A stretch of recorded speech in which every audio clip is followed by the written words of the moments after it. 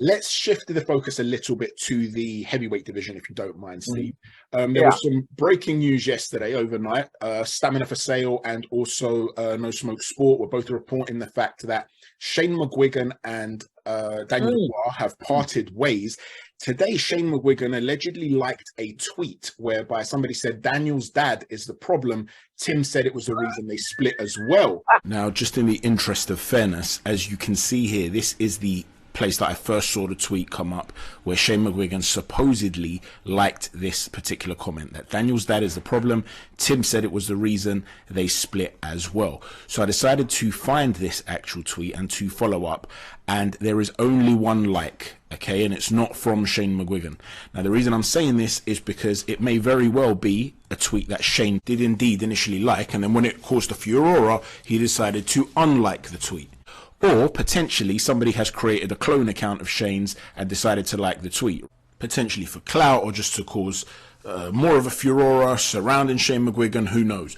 What I will say is that up until the point of recording, Shane McGuigan, as far as I'm aware, has not come out to refute that he was the one that liked this particular tweet. Oh, God. It couldn't possibly be worse timing for Daniel. But what I wanted to ask you, Steve, is when it comes to family members being involved so directly with fighters, we've seen some success stories, Enzo, Calzaghe, and Joe. Even Teofimo Lopez has been very successful so far, but there have been a lot of voices saying Teo and his dad should split, that there'd be more success for Teo. Is this a major problem in the sport in general? I know Emiliano Vargas is up this weekend, and you've interviewed the Vargas boys, and they come across really well. How do you analyze these things, though, when you hear that a fighter's dad is so heavily involved in their career? So a like tweet got a guy, what are we, in high school? My God. Hey, were you talking? Were you texting? Can I check? Okay.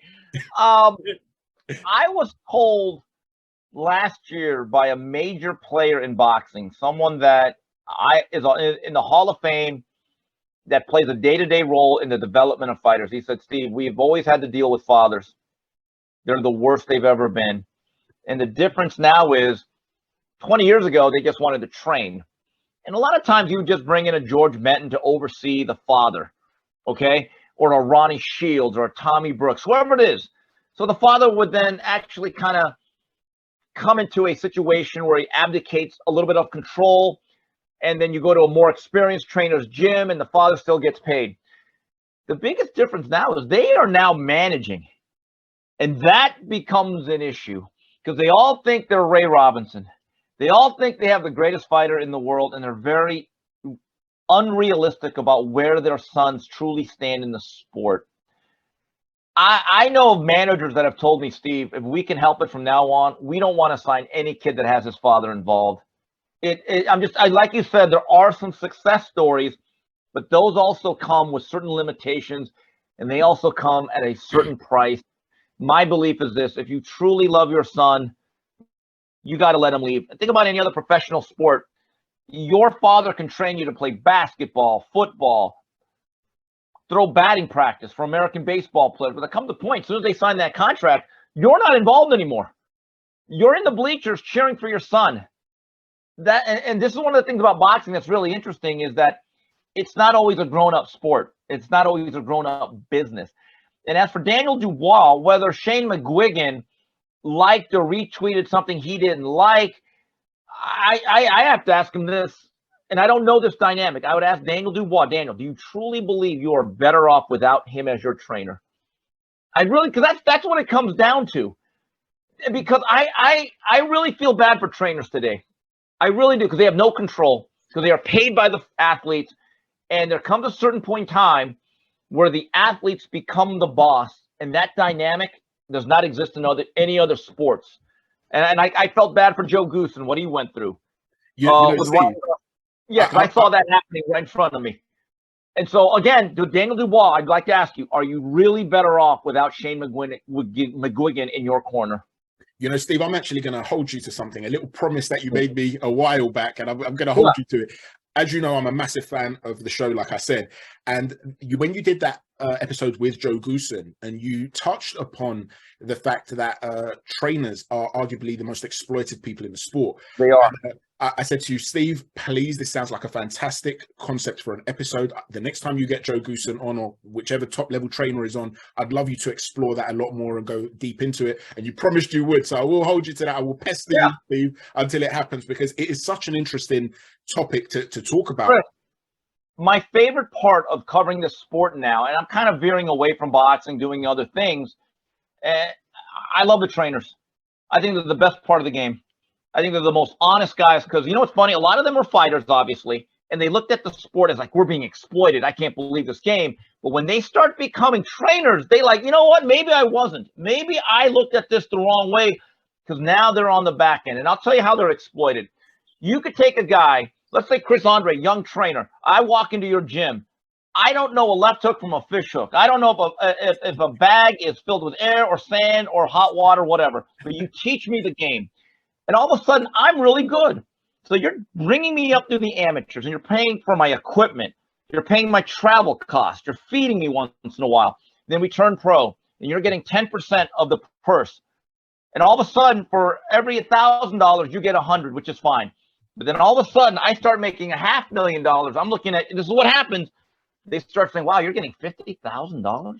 And then if I ever get to $1 million, I've seen this happen. They don't want to pay the guy $100,000. And I always get into arguments with people that don't know a damn thing about the sport. They always tell me, well, why should trainers get that much? And I said, you know what? You people have no clue about what goes on in a gym and the commitments these make. Some of these guys, when they're making $300,000-$400,000 for one fight, they're making back all the money from 10 years ago where they got nothing. Okay? And there are trainers that don't even cut the kid on 4 and 6 and 8 round fights. So they say, kid, keep the money. But they're always expected at a certain amount. Well, we're just going to cap your fee. That's just one way a trainer is exploited, and it's terrible. And I feel bad for these guys, because they truly are the backbone and the conscience of this sport. I agree, Steve. And, you know, I knew this fighter called Chris Evangelou, who was a prospect here in the UK. He was very talented. He didn't actually go on to achieve everything he should have, really, based on his talent.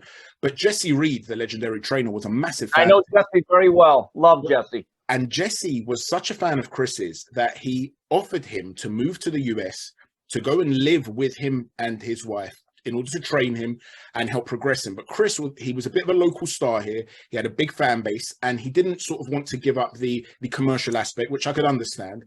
And so it didn't happen. But if you hear the way Chris speaks about Jesse, it's with the utmost reverence. There's so much respect there. And it always struck me that if, I mean, I used to think to myself, imagine Chris had gone over there, had trained with Jesse Reid, had become a star, and then after that, as you say, he turns to him one day and says, sorry, I'm not going to pay you the 10% that you did. It would just be ludicrous. And I remember specifically thinking that thing at the time. And I, by the way, just to clarify, I really doubt Chris would have been the sort of guy to do something like that. Like I said, he spoke with the utmost respect for Jesse.